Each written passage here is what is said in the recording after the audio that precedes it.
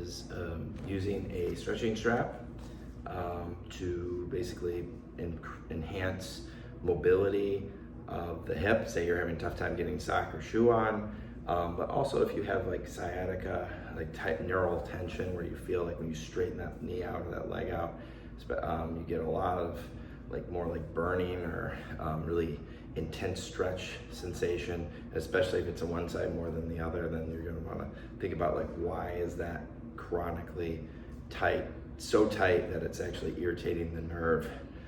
So we're going to do a little flossing as well. So basically what you do is you lie back like this with the strap looped around your foot.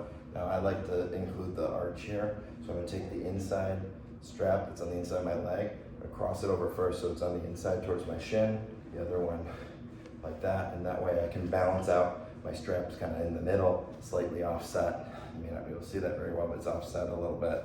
So that way I can keep my foot more level and balanced and simulate as if I'm actually putting weight through it. So that is helpful to kind of better coordinate with your feet and the whole chain and the whole neuromotor connection there. So just kind of emulating or simulating what you're doing when you're doing, like say a squat or a hip hinge. So if I'm here, if my leg is straight, I'm kind of hinging at the hip.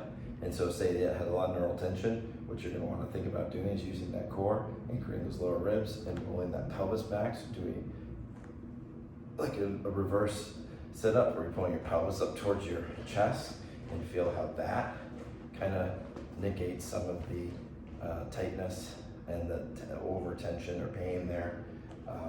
Do your best with that without scrunching. Keep your chest lifted, not pulling down and scrunching. You don't want to compress your low back.